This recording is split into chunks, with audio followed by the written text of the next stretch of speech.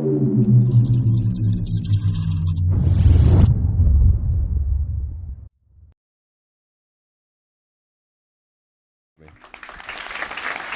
very much.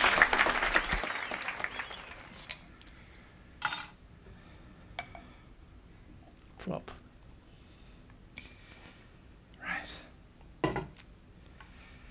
Everything in our universe has a direction. And that direction we tend to call time. But what it really is entropy. The tendency towards chaos. A slippery slope from the organized and complex to the simple. A transition from the organized to the ordinary. Hence, the broken egg. What used to have organization is now chaotic. And what's the most important thing is there's no way back. What's gone has gone. What's done is done. And there's a simple reason why. It's because there's 1,000,000,001 ways for this egg to be broken, and yet only one conformation when it is whole. And for that exact same reason, we only get older and never younger. The complex molecules that make us are in continual struggle to maintain that complexity. Ultimately, they will decay, and we will reach our destiny. Because there just are so many more mechanisms to decay and fall apart than to maintain that complexity. We see this tendency towards chaos everywhere in the universe, in everything. The route from the ordered to the disorganized is everywhere. It seems as if this chaotic destiny is inescapable. But is it? What if we could stop decay? What if we could reverse entropy, rewind time? What if we could take the linear process of our universe and bend it into a circular, rejuvenating process? Well, ladies and gentlemen, this planet can. And it's the reason why you're here. It's on what civilizations are built. It is what lubricates our economies. Now, I want to try and go deep on this thought now. And often I think in life, if you want to understand something about yourself, you have to begin by looking at your neighbors. So let's do that. Here are our neighbors, Venus and Mars. And I want to concentrate just on one simple chemical fact, and that's their atmospheres. Both have 95% carbon dioxide as their atmospheres. That doesn't surprise me, because the universe is always about a beginning, a middle, and an end. And in a place where there's a lot of carbon and a lot of oxygen, you're 60% oxygen, 20% carbon, carbon dioxide is by far the happiest form for these two elements. Why? Because it's simple and it's got a low amount of energy. What's unusual is not our neighbors. What's unusual is us. We are the sore thumb sticking out, whereas our neighbors have 95% carbon dioxide, we have in our atmosphere only a small fraction of 1%. The reason being is that on our planet, whereas our neighbors have a linear chemistry, which ends with carbon dioxide, and that's it, our planet has a circular chemistry. And carbon dioxide is not the end. To get this through to you, we're going to do what Einstein called a Gedanken experiment. That means a thought experiment. And what I need you to all do is pretend, imagine for one moment that you are an atom of carbon, just one atom. I mean, in fact, you're many, many billions of atoms of carbon, but just imagine you're just one single atom of carbon. Your existence, you would have just come into existence, and that would have happened here, in the center of a large star, much bigger than our own sun. The pressure and temperatures there are such that it can fuse smaller nuclei, smaller elements together to form you, an atom of carbon. If you could see and feel, you would have immense pressure, immense temperature. You'll be spinning around on your axis many, many, many millions of times every second. You would see a blinding bluish-white light. You would feel the excitement of all your neighboring carbon atoms packing around you. And that would be your intense existence for billions, hundreds of millions of years, until one day, the star explodes, boom, and you fly into the universe with your other neighboring atoms of carbon, almost at the speed of light, flying around until space-time happens to draw you in. You begin to aggregate into something perhaps like this, like our planet. Lots of carbon, lots of oxygen. In terms of probability, you're most likely to react with oxygen, dissolve in water, and then eventually salt out with an inorganic ion as a carbonate, most likely calcium carbonate. Indeed, like we have here at the White Cliffs of Dover. Carbonates, calcium carbonate in particular, is still where most carbon on this planet finds itself. Now you're there, just below the surface. There, with your 3 atoms of oxygen around you and an atom of calcium. Just below the surface, where it's a stable 8 degrees Celsius all the time. And it's dark. Not a photon of light reaches you. And you're there, trapped in position for a year, 10 years, 1,000 years, millions of years. Nothing happens. You think back to your beginnings. The light, the movement, the action, the flying through the universe, the formation of a planet. And now you're just trapped here in the dark.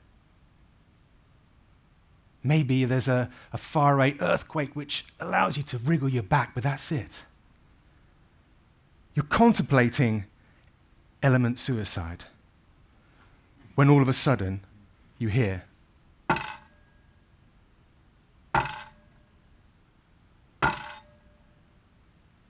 a knocking noise, which suddenly grows in volume when all of a sudden, bang! The earth is broken. You can feel the rays of sunshine on your face for the first time for hundreds of millions of years. Struggling to open your eyes, you can see the blue sky and white clouds and a rather sweaty Bob the Builder, who's there with his pickaxe, getting you out of where you live as part of this accumulation of calcium carbonate. He puts you into his wheelbarrow and he takes you to the kiln, where he throws you in to this fire, where you have about 1,200 degrees Celsius, lots of infrared radiation, which sets your molecules into motion. With increasing temperature, you have increasing molecular movement until eventually you kick out an atom of oxygen, you kick out an atom of calcium, and off you go. You change your form from a calcium carbonate into CO2. And there, as a carbon dioxide molecule, you enter the atmosphere.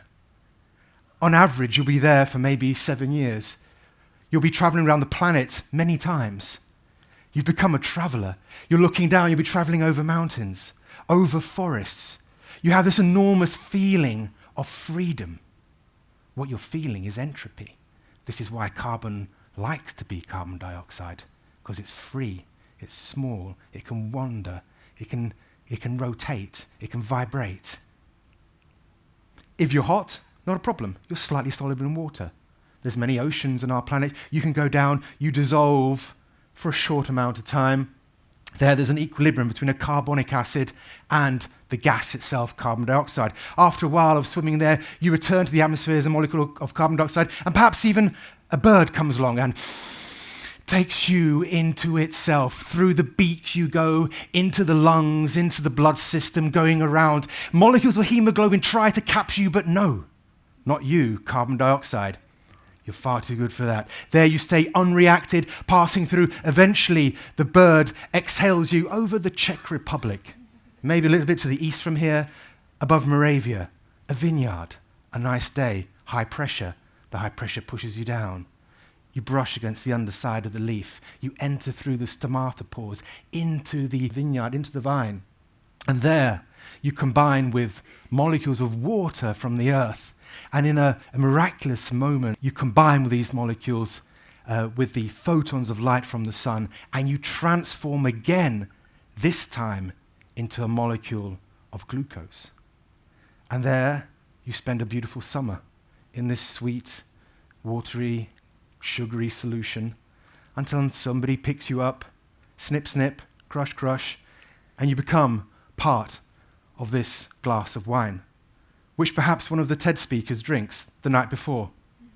And during his TED talk, or her TED talk, exhales once again as a new molecule of carbon dioxide. And your story enters a new cycle. Whereas our neighbors, it's just a beginning, a middle, and an end. Here, there's a rejuvenation. There's a rebirth, a renaissance for the chemistry. This is why this particular part of the universe is so special. The miracle of what is photosynthesis. The essence is a method through which we can convert simplicity into complexity. Maybe the only place in the universe where that can happen. It takes molecules of carbon dioxide and water that, for me as a chemist, they're tired compounds. They're very happy with themselves. They don't feel the necessity to do anything, to react or anything.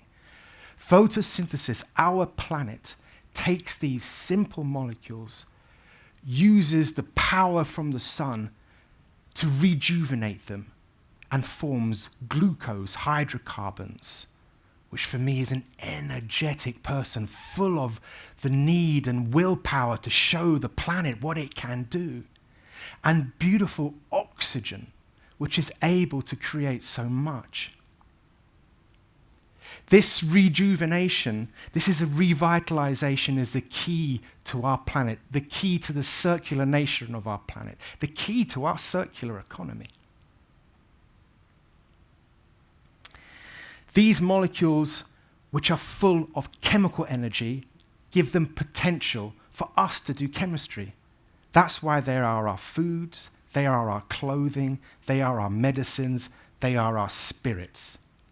And what is more, this planet knows no waste. This chemical potential that is unused by the present life, that falls, that is left behind under the ground, left to the passages of time, converts into fossilized forms of itself. Oil, coal, and gas. Amazing molecules full of this energy, ancient energy originally from the sun. Ancient solar energy, molecules that are so precious, so valuable, so irreplaceable, that without them, this planet is nothing.